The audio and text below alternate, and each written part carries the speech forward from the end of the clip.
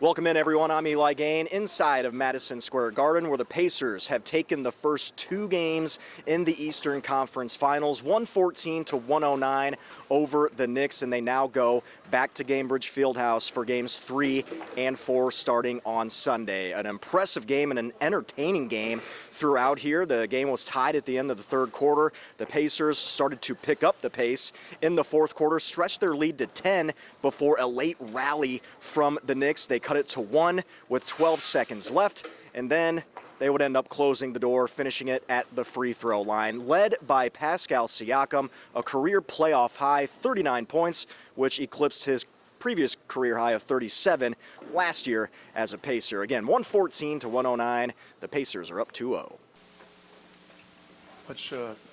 Much tighter game than the last one in a lot of ways. Difficult, physical.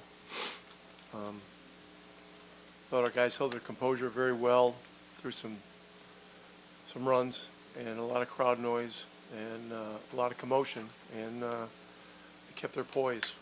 So it's day 3 of 13 days, and no one's getting ahead of themselves. There's a lot of work to do. What did you make of what Pascal Siakam did today and the opportunities he had to do? Special game. You know, early in the first half, he was the guy that got us going and got us through some difficult stretches. Thought he really picked his spots to be aggressive. He ran great. You know, he did everything. He attacked the rim. He was great in mid-range, and he you know, the three-point shot was there, and so.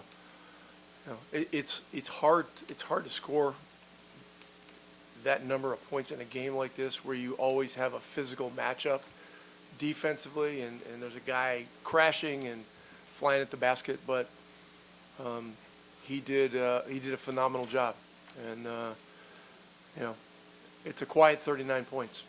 It really was. You mentioned just the tough matchup he had. He's had obviously really difficult matchups the entire playoffs, from Giannis to Evan to OG. Just what's it been like for him to work through those scenarios and find his opportunities over the course of the series when he's dealing with that caliber of talent? Yeah, he's a veteran who's been in these situations multiple times. He understands the importance of patience and being disciplined and understanding, you know, the NBA playoffs are a process. You have to keep working the process. You know, whatever your process is within the team. He never forces it, and when we get in a bind late clock, you know, he can get a shot up in the rim, and a lot of times it goes in. And so, you know, he's been great. Been great all year. It's 6 straight playoff wins on the road for you guys now. Just mentioned the standpoint about the poise you guys are showing on the approach. I'm not focused on that. We got to, you know, I mean, the last time we played at home, I guess we won the last time we played at home, but the game before that we lost. And so there are a lot of traps here. You cannot assume going home is going to be easier. It never is. Each game as you ascend in a playoff series becomes harder. You know, and New York is, you know, they've got an amazing fighting spirit, and so, you know, we're gonna have to keep concentrating on our process, making it hard on them, you know, trying to keep tempo in the game, and the rebounding, you know, and the rebounding, it was better tonight. We lost the overall rebounding battle, but we didn't get hurt nearly as bad on the offensive boards, and that's something we got to continue to focus on.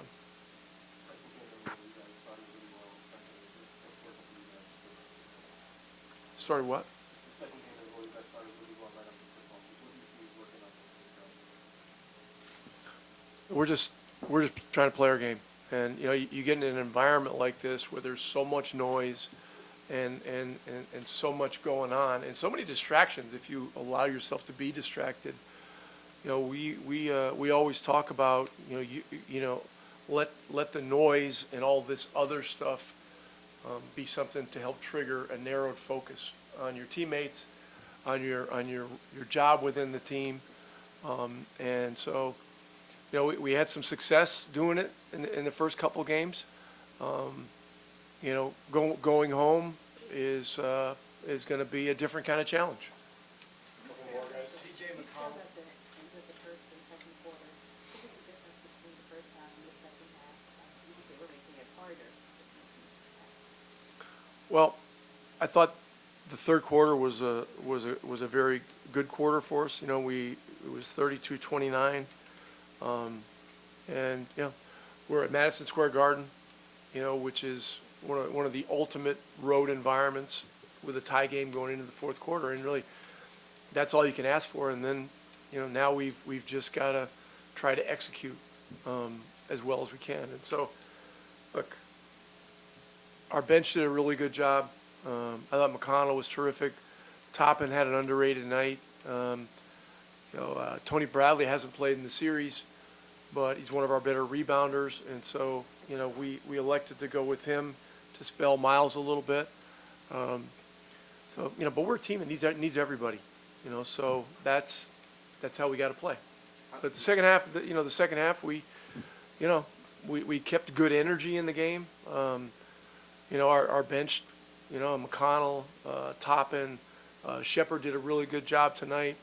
All our guys did a good job. Greg? It was about TJ. He did a terrific job. He did what he did in the third quarter, kind of breaking the defense down. Is that just kind of what TJ does, or something different matter?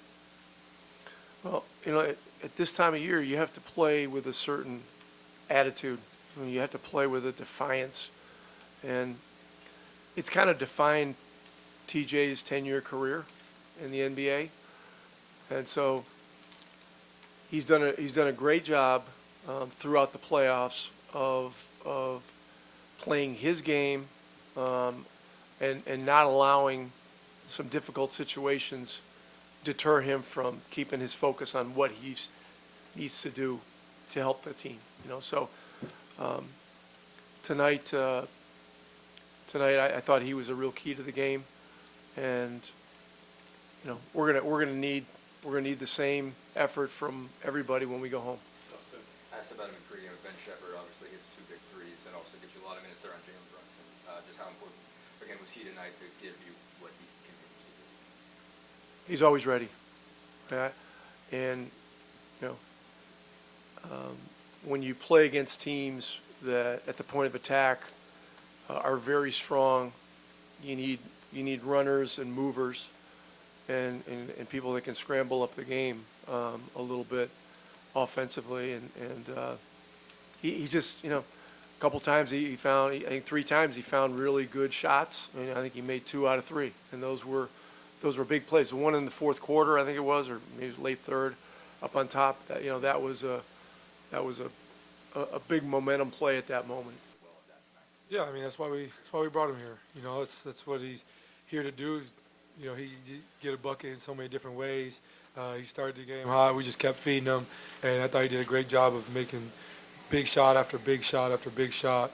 Killing momentum. I think when you're in an environment like this, the crowd's getting into it. A lot of those shots can be, backbreakers at times. I thought he just kept making big play after big play, and he was amazing for us. So, big reason, why we won today, and that's why we brought him here.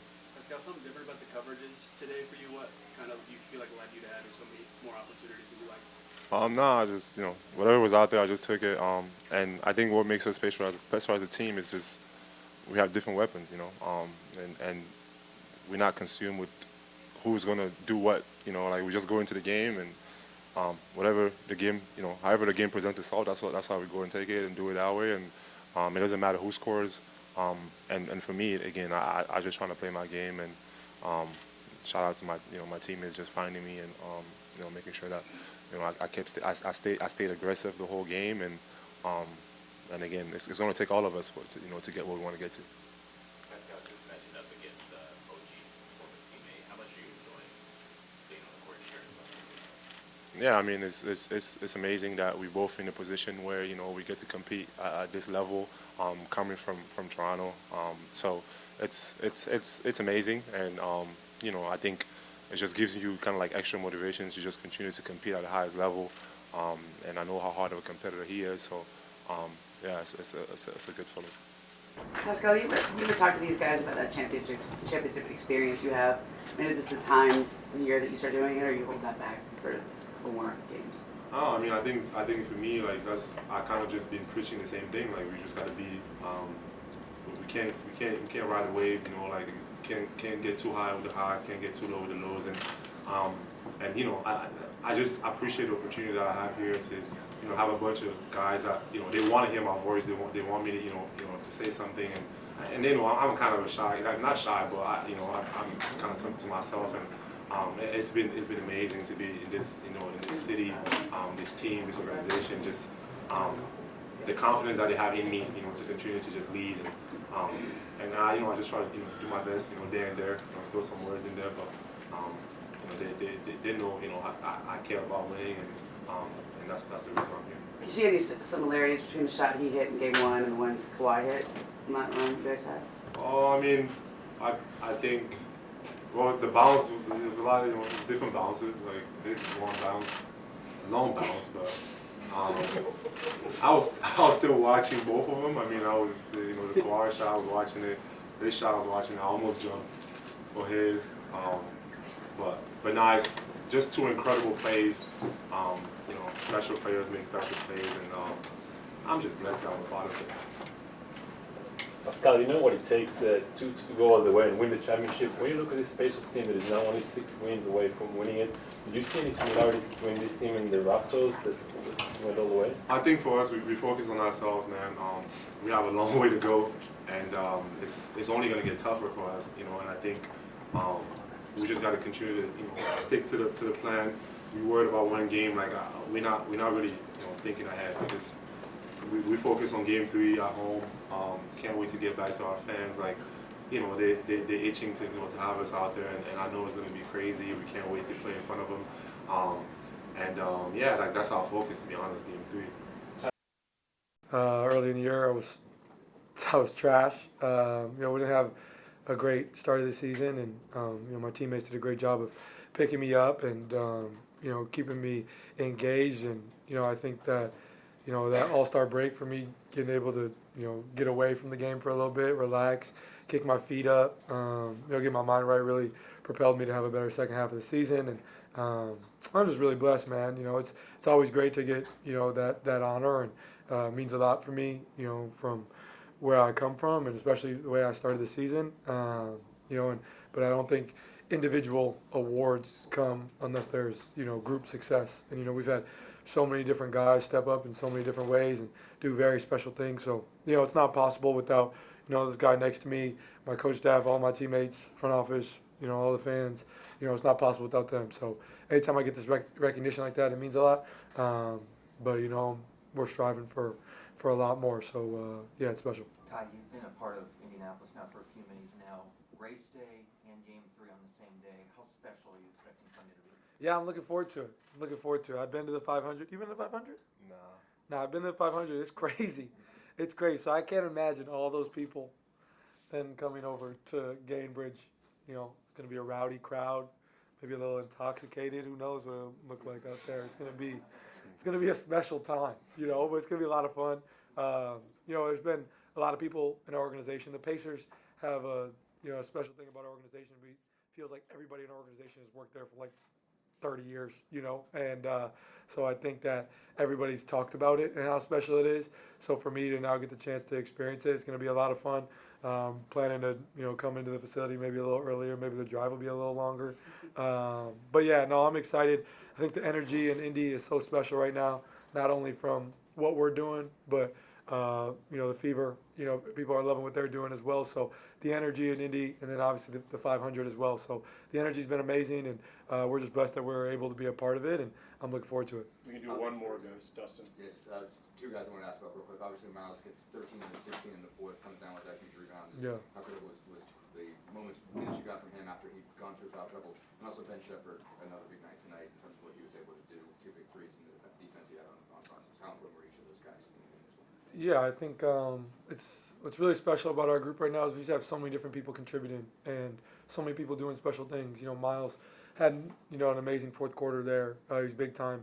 Ben Shepard has really stepped up these last 2 games. I think coming into these games and how the game is flowing, sometimes it looks like, okay, maybe he's not. You don't even know if he's going to play. When he gets thrown out there and has to guard Jalen Brunson, like that's a tough task. And he made a huge shot today.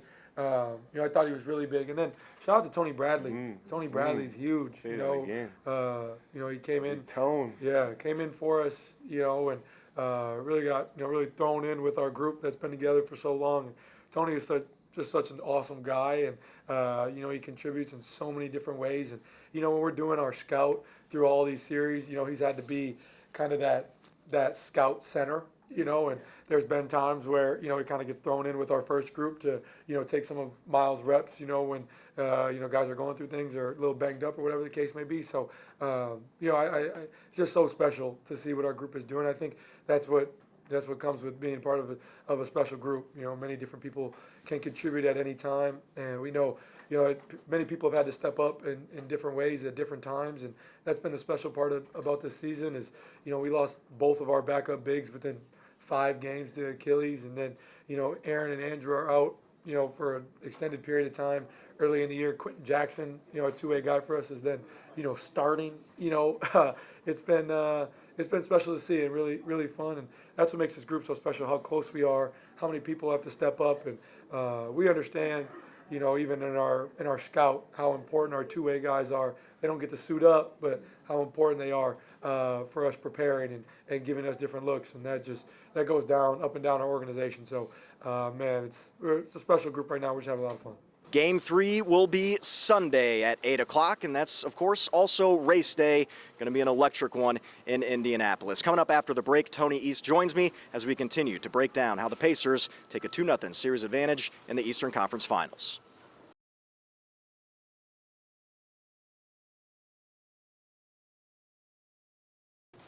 Welcome back into Madison Square Garden, where, again, the Pacers will be taking a 2-0 series advantage back to Gainbridge Fieldhouse for Game 3 on race day on Sunday. Joined now alongside me is Tony East of Locked On Pacers. And Tony, I know everyone was going against the Pacers in this one. I don't know why everybody does, but here they are, 2-0 series advantage. They keep doing it, and what they did here is exactly what they've done the whole playoffs. They wear these teams down. Mm-hmm. We've heard so much about the wear-down effect, not even just from the Pacers, from the Cavs, from the Bucks. Now we're hearing media talk about it, about the Knicks too. When they can run for 48 minutes, play fast, and play their way, other teams get worn down in the fourth quarter. Lo and behold, they go into the fourth tied today. They win it. They go into the fourth down in Game 1. They win it. They've played their way and won both of these games. And thankful for Pascal Siakam, especially in that first half. And, of course, he had some good buckets there near the end in the fourth quarter. But how big was he? Just massive, 39 points. Masterpiece, his most ever in a playoff game, eclipsing last year with the Pacers when he had 37. They switched a little bit more. He had smaller guys on him, and you always wonder how much the Pacers will want to just go to one guy with a mismatch with the way they like to play, flow, and all that kind of stuff. They were totally willing to let Pascal Siakam do his thing in transition, turnaround jumpers, all the shots that basically only he can make on the team. He made all of them tonight. I think he took 23 shots, and all of them were shots that he can make and not many others can.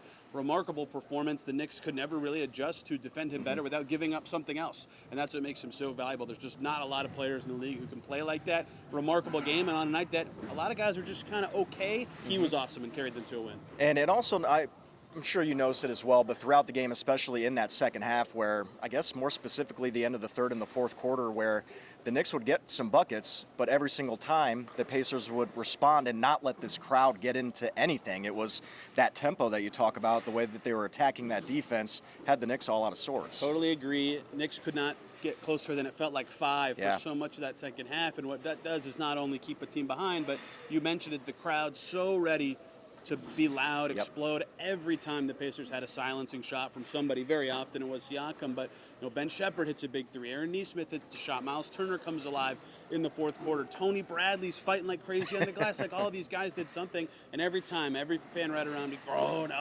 It's just how it was for Knicks fans tonight. And when fans feel that way, the players feel a double because it hits them just as hard on the floor. That's what the Pacers have done for forever. They're a very big respond team, and their game plan was so steady tonight that they could keep doing that for 4 quarters. And you mentioned Bradley and Shepard. coming in and making some big plays tonight. Just speaks more volumes of how deep this team is, and you had a chance to catch up with them in the locker room as well. Yeah, remarkable that they're the first two guys that we got in there, but they played well enough to earn it, right? Tony Bradley hasn't played the entire playoffs. They turned to him today because Mitchell Robinson on the glass was causing problems. Yeah. Look at that. There he goes. Fights hard, gets some boards. Ben Shepard hit some big threes. They love Ben Shepard. We can tell. Rick Carlisle turns to him all the time, and look at that. He made it pay off today. You know, that's just what the Pacers are. They say it all the time. Their depth is one of their superpowers, and you always wonder in the playoffs, are they going to shorten the rotation maybe today? No, they never want to. They never do. All these guys serve a purpose. And so even on nights where none of them, besides Siakam, shoot exceptionally well, they're all still providing a ton of value in these wins. So I mentioned we're heading back to Gamebridge for Game 3. You got to feel good right now with the 2-0 series lead. I mean, now just 6 away from an NBA championship. Obviously, the Pacers aren't looking ahead to that. It's always that one day at a time. It's day 3 of 13, as Rick Carlisle said, and we're just going to keep grinding here. Anything you're looking to see the Pacers maybe retool on? I don't even know retooling, but the same kind of fixes that they always want to, where it's crashing the boards, that sort of thing for Game 3 on Sunday. Honestly, a lot of the stuff that I felt like was their problems in Game 1 were, again, like issues, for lack of a better term, today. They just played a little bit better on defense and were a little more solid. If they can keep playing their tempo in their game, they look very good matchup-wise in this series. And the Knicks just, quite frankly, just have been a little bit gassed in these fourth quarters. I think it's more about mentality, right? We were all there last round. They beat the Cavs twice in Cleveland. Everybody wondered what Game 3 would look like. Desperate Cavs, a ton of unique looks. They changed their lineups. They went to these funky zone defenses, and the Pacers were not ready for that. They got handled in that game. Probably their worst performance of the postseason so far. Is that the version of the Knicks that are going to be here today, or excuse me, in Game 3, or can the Pacers be ready for more of that creative stuff coming? Well, we're going to see. We're about, 48 hours away, a little less than that from Game 3. Going to be on race day once again, back in Indianapolis, back in front of you guys, the home fans, and we'll be there as well. And, of course, we're going to have all the coverage leading up to it on 13 Sports, as well as right here on WTHR+. For Tony East, I'm Eli Gain in Madison Square Garden. Have a good day.